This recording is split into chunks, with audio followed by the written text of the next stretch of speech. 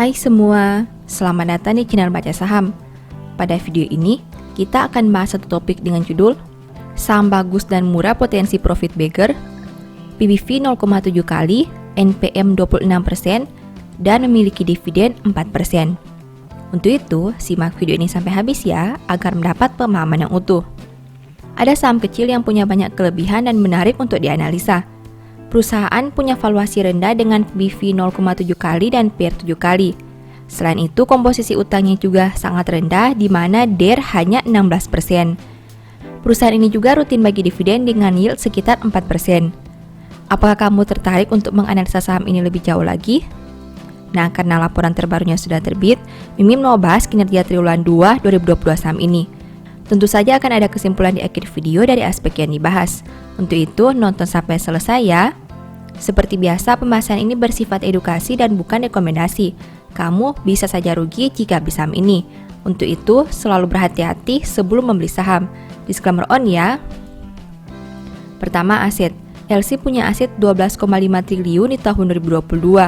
Sedangkan di tahun 2021, asetnya berjumlah 11,85 triliun. Artinya, aset LC naik 5,49% dalam 1 tahun. Sekarang mari kita bahas lebih detail. Dari total aset 12,5 triliun, perusahaan punya aset tetap 5,75 triliun. Artinya 46% aset LC berada dalam bentuk ini. Jika dibanding tahun sebelumnya, pos ini turun 1,20%. Selain aset tetap, ada juga kas pihak ketiga. Dari total aset 12,5 triliun, perusahaan punya kas pihak ketiga 3,05 triliun. Komponen ini punya porsi kedua terbesar di dalam aset LC. Jika dibanding tahun sebelumnya, pos ini naik 7,39%. Kedua, liabilitas. LC punya liabilitas 1,78 triliun sampai triwulan 2 2022. Sedangkan di tahun 2021, liabilitasnya berjumlah 1,67 triliun. Artinya, hutang LC naik 6,59% dalam 1 tahun. Nah, dari total liabilitas 1,78 triliun, perusahaan punya imbalan kerja jangka panjang 0,92 triliun. Artinya 51,69% hutang LC berada dalam bentuk ini. Jika dibanding tahun sebelumnya, pos ini naik 2,22%. Selain imbalan kerja jangka panjang, ada juga imbalan kerja jangka pendek. Dari total liabilitas 1,78 triliun, perusahaan punya imbalan kerja jangka pendek 0,23 triliun. Komponen ini punya porsi kedua terbesar di dalam liabilitas LC. Jika dibanding tahun sebelumnya, pos ini naik 43,75%. Ketiga, ekuitas. LC punya ekuitas 10,72 triliun sampai triwulan 2 2022. Jika dibanding tahun sebelumnya dengan angka 10,17 triliun, berarti ekuitas LC naik 5,41%. Dari total ekuitas 10,72 triliun, perusahaan punya saldo laba belum digunakan sebanyak 8,9 triliun. Artinya 83,02% ekuitas LC berada dalam bentuk ini. Jika dibanding tahun sebelumnya, pos ini naik 6,59%. Keempat, pendapatan. LC punya pendapatan 2,04 triliun sampai triwulan 2 2022. Sedangkan di tahun 2021, pendapatannya berjumlah 2,17 triliun. Berarti pendapatan LC turun 5,99% dalam 1 tahun terakhir. Kelima, biaya pokok. LC punya biaya pokok penjualan sebanyak 1,2 triliun. Sedangkan di tahun 2021, biayanya berjumlah 1,42 triliun. Berarti biaya pokok LC turun 15,49% dalam 1 tahun terakhir. Keenam, laba. LC mampu menghasilkan laba sebanyak 0,54 triliun. Jika dibanding tahun sebelumnya di angka 0,5 triliun, berarti laba LC naik 8% dalam 1 tahun terakhir. Ketujuh, rasio keuangan. LC punya ROE 10,20% dengan NPM 26,80%. Sedangkan untuk sisi resiko, saham ini punya DER 16,60%. Rasio keuangan perusahaan terbilang memuaskan hingga Juni 2022. ROE dan NPM di atas 10%. Selain itu, DER-nya juga sangat rendah yang berarti total utang cukup rendah jika dibandingkan dengan total modalnya. Kedelapan, valuasi. Saham ini punya PER 7,2 kali dan PBV 0,7 kali. Saham ini punya valuasi yang cukup menarik untuk PER dan PBV. PBV masih di bawah 1 kali dan PER di bawah 10 kali. Artinya harga yang dijual di pasar masih lebih rendah dari modal per lembar. Setelah melihat pembahasan tadi, ini kesimpulannya.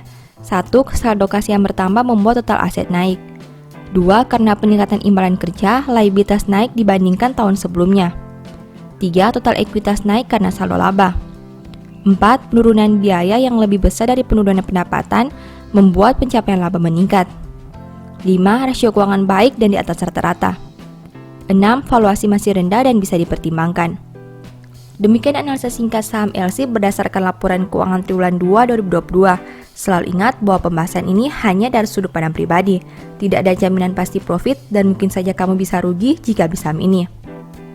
Sebagai informasi, di tahun 2022, Mimin menulis e-book baru dengan judul Cara Cepat Analisa Laporan Keuangan. E-book ini ditulis karena Mimin lihat banyak pemula yang masih bingung dengan cara menganalisa laporan keuangan.